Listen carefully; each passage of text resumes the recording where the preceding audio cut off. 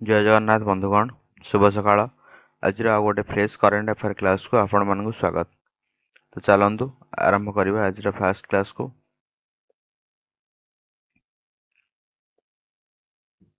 आज first news है PRASAD scheme launched by which ministry. यार आंसर कौन होची? यार आंसर होची ministry of tourism. PRASAD scheme रो मीनिंग टा कौन? प्रसाद स्कीम रो मीनिंग है pilgrimage rejuvenation and spirituality augmentation drive, जोटा कि मिनिस्ट्री ऑफ टूरिज्म तरफ 2014 मसीह लॉन्च कर स्कीम रो एम कौन ना? यार एम होची enhance cultural preservation and spiritual tourism at pilgrimage site across India. India रे हमर जो सब पिलिग्रिमेज साइट अच्छी, कल्चरल प्रिजर्वेशन अच्छी, से सब को डेभलपमेंट करने, कनेक्टिविटी डेभलपमेंट करने, तार इंफ्रास्ट्रक्चर डेभलपमेंट करने, आउ से सब हेरिटेज साइट रो कंजर्वेशन करने गवर्नमेंट ऑफ इंडिया तरफ यही स्कीम रो लॉन्च करा जायतिला, जोथि पई कि गवर्नमेंट तरफ एनुअल बेसिस रे किछि अमाउंट भी खर्च हुए, आउ से सब हेरिटेज साइट रो रक्षणाबेक्षण पई गवर्नमेंट तरफ मेन एम थिला ई प्रसाद स्कीम लॉन्च करिवार। तो याकू लॉन्च करछि किए ना? Ministry of tourism. Next news को जिबा।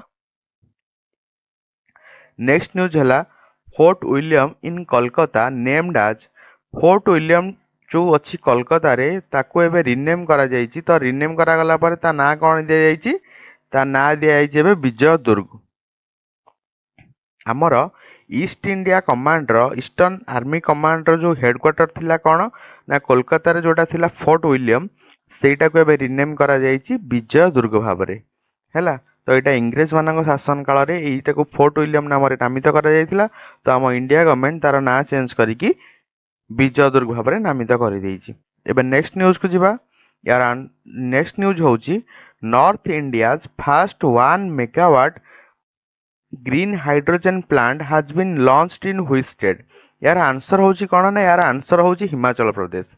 हिमाचल प्रदेश रो मुख्यमंत्री जी अछंती सुखविंदर सिंह सुक्खू, सी फाउंडेशन स्टोन पकईचंती नॉर्थ इंडिया रो फास्ट हाइड्रोजन प्लांट, जोटा कि तैयारी होगा पई जाउची हिमाचल प्रदेश रे। यार कॉस्टिंग अच्छी अप्रोक्सीमेट 9,40,00,000।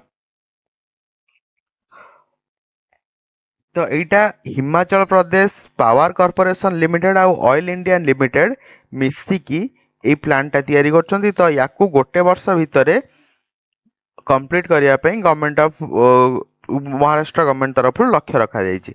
ठीक अछि। एबे नेक्स्ट न्यूज को जिबा। नेक्स्ट न्यूज है which Indian city hosted the first ever BIMSTEC youth summit in 2025। जो बिमस्टेक आमर अच्छी तार प्रथम यूथ समिट टा कोठी हबाकू जाउची? तो यार आंसर होची कौन? यार आंसर होची इंडिया रो गुजरात। जो गुजरात रो कोठी ना? गांधीनगर रे। तो गुजरात रो गांधीनगर रे बिमस्टेक रो यूथ एनुअल समिट अनुष्ठित हब केबे ना? एटा फेब्रुआरी 7 रु 11 भितर अनुष्ठित होइजिवो। याकू किए इनागुरेट करचंती? याकू इनागुरेट करचंती आम यूनियन मिनिस्टर मनसुख मांडव्य। ठीक अछि। तो यार थीम कौन अच्छी? यार थीम अच्छी youth as a bridge for intra BIMSTEC exchange. तो आमर ये जो बिमस्टेक टा आमर तैयारी हेतिला केबे? बिमस्टेक टा आमर तैयारी हेतिला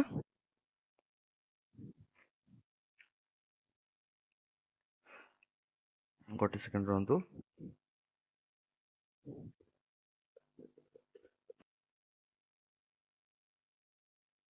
कलर टा चेंज कर दवा। ठीक अछि।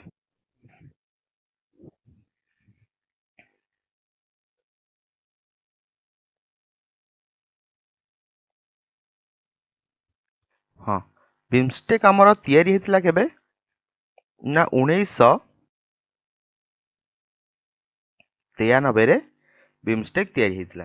आमर सब बिमस्टेक रे को कंट्री अछंती? यार 7 जण मेंबर अछंती। 7 जण मेंबर कंट्री किए रहिले ना? इंडिया, तापर नेक्स्ट कंट्री होची म्यांमार, तापर नेक्स्ट कंट्री होची नेपाल, तापर श्रीलंका,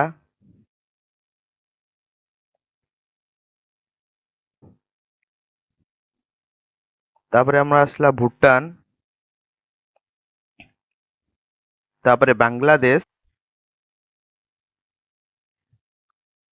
और लास्ट होची थाईलैंड। तो टोटाल आमर बिमस्टेक रे 7टा कंट्री अछंती। बिमस्टेक आमर तयारी हेतला केबे 1993 रे। तो ई बिमस्टेक रो यूथ समिट आरंभ हो जाइए कोठी नाम इंडिया रो गुजरात रे। ठीक अछि। एबे नेक्स्ट न्यूज को जिबा। Skill India programme extended till which year? यार आंसर होची गणना 2026। हमर गवर्नमेंट ऑफ इंडिया तरफ रु यूथ मानकर दक्षता विकास पाई गोटे प्रोग्राम लॉन्च हेतिला 2015 मसिया जहां कि लॉन्च करथिले तत्कालीन प्रधानमंत्री आमर थिले कि नरेंद्र मोदी, जार ना थिला कौन ना स्किल इंडिया।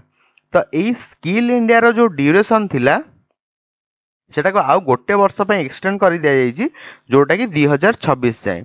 इटा कौन ना यार एम होची कौन ना यूथ मानंगु आमर इंडस्ट्री सेक्टर रे आउ सेमानंकर स्किल डेवलपमेंट करिया पई ए प्रोग्राम टा लॉन्च करा दिसला जो द्वारा कि लोक माने हमर जो यूथ माने अछंती तांको स्किल करी हबो जोथि कि पई कि से माने बाहर जॉब इंडस्ट्री सेक्टर हला अलगा अलगा सेक्टर हला तो से माने जॉब पाई परिबे। तो से माने को स्किल करिबा एई स्कीम रो मूल लक्ष्य थिला जोटा को कि आ गोटे वर्ष पई गवर्नमेंट ऑफ इंडिया तरफ रु एक्सटेंड कर दिया जाई। ठीक अछि। एबे नेक्स्ट न्यूज को जिबा। नेक्स्ट न्यूज हला who successfully tested Helios laser weapon? यार आंसर होची कौन ना यूएस नेवी। यूएसए नेवी तरफ रु गोटे एटा गोटे कौन एटा आर्मी रो गोटे लेजर वेपन कहि परिबा।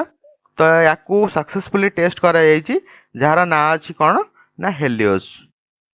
एबे नेक्स्ट न्यूज को जिबा।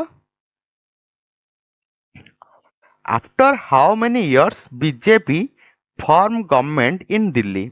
यार आंसर होची कौन ना 27 वर्ष पर। आपण माने जानी थिबे एबे रिसेंटली 2 दिन भीतर हमर दिल्ली रो इलेक्शन रिजल्ट आस जायछि जोथिरे कि बीजेपी मेजॉरिटी सहित पुणी थरे गवर्नमेंट गढ़िया पई जाउची। तो बीजेपी को एथरा केतरा सीट मिली? बीजेपी को मिली 48 सीट। आ आम आदमी पार्टी को जे कि पूर्वथर पई से सरकार गढ़िथिला ताको मिली केतरा सीट? ताको मिली 22टा सीट हैला। तो टोटाल आमर दिल्ली रे असेंबली अछि रे असेंबली रे केतरा सीट अछि?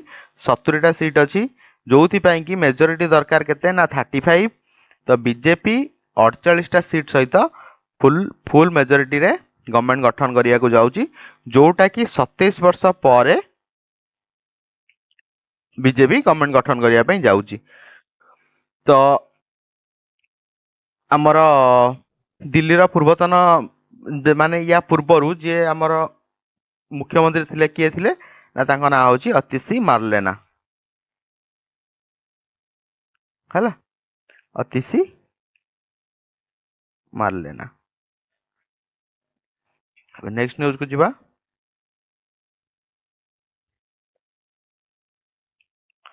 नेक्स्ट न्यूज हला which organisation suspended the Pakistan Football Federation in 2025? तो 2025 रे हमर पाकिस्तान फुटबॉल फेडरेशन को के बैन कर देछि ना फीफा तरफ रु ताको बैन करे जाइछि ना कोन पई ना से नेसेसरी कॉन्स्टिट्यूशनल अमेंडमेंट जोटा अछि सेटा इंप्लीमेंट करियारे से फेलियर हेतिला सेथि पई फुटबॉल पाकिस्तान फुटबॉल फेडरेशन को फीफा तरफ रु बैन कर दिया जाइछि। ठीक अछि। एबे हमर नेक्स्ट न्यूज हला हमर state news. 38 Surajkund international crafts Mela which two states are theme states? यार आंसर होची कोन ना ओडिशा और मध्य प्रदेश। आपण माने जानी थिबे हरियाणा रे हमर जो 38 सूरजकुंड इंटरनेशनल क्राफ्ट्स मेला अनुष्ठित होउची सेथिरे एथर प्रथम थर पई थीम स्टेट भाबरे हम ओडिशा को ଆଉ ମଧ୍ୟପ୍ରଦେଶକୁ ସିଲେକ୍ଟ କରାଯାଇଛି। ତ ୟାର ରିଜନ କ'ଣ ନା ଆମ ଓଡ଼ିଶା ଆଉ ମଧ୍ୟପ୍ରଦେଶର ଯେଉଁ ହେରିଟେଜ କଲଚର ସେ ସବୁକୁ ଶୋକେସ୍ କରାଯିବ, ଯୋଉଟା କି ଅଧିକରୁ ଅଧିକ ଲୋକଙ୍କ ପାଖରେ ପହଞ୍ଚି ପାରିବ। ସେଇଟା ହେଉଛି ୟାର ମୂଳ ଲକ୍ଷ୍ୟ। ଠିକ ଅଛି, ତାପରେ ନେକ୍ସଟ ନ୍ୟୁଜକୁ ଯିବା। ନେକ୍ସଟ ନ୍ୟୁଜ ହେଲା ଗୋଟେ ଇମ୍ପୋର୍ଟାଣ୍ଟ ନ୍ୟୁଜ ଆମର। ମଣିପୁର ଚିଫ ମିନିଷ୍ଟର ଯିଏ ଥିଲେ ଏନ୍ ବୀରେନ୍ ସିଂ, ସେ ରିଜାଇନ୍ ଦେଇଯାଇଛନ୍ତି ତାଙ୍କ ପୋଷ୍ଟରୁ। ତ ଏଇଟା ଏବେ ବହୁତ ବଡ଼ ହଟ୍ ଟପିକ୍ ଥିଲା। ଆପଣ ତ ଜାଣିଛନ୍ତି 2 ବର୍ଷ 3 ବର୍ଷ ହେଲାଣି ମଣିପୁରରେ ଦଙ୍ଗା ଲାଗି ରହିଛି କୁକି କମ୍ୟୁନିଟି ଭିତରେ, କୁକି ଆଉ ମାଇତି କମ୍ୟୁନିଟି ଭିତରେ। ତ ତା ଭିତରେ ଆମର ଯିଏ ମୁଖ୍ୟମନ୍ତ୍ରୀ ଥିଲେ ଏନ୍ ବୀରେନ୍ ସିଂ, ସେ ତାଙ୍କର ରେଜିଗ୍ନେସନ ଦେଇଛନ୍ତି। ଏବେ ନୂଆ ଗଭର୍ଣ୍ଣର ବି ଆପଏଣ୍ଟମେଣ୍ଟ ହେଇଛନ୍ତି କୋଉଠି ନା ମଣିପୁରରେ। ତାଙ୍କ ନାଁ କ'ଣ? ଅଜୟ ଭଲ୍ଲା।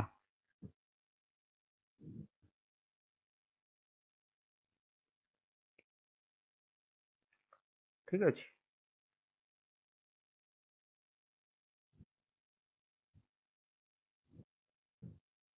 এবার নেক্সট ନ୍ୟୁଜକୁ ଯିବା।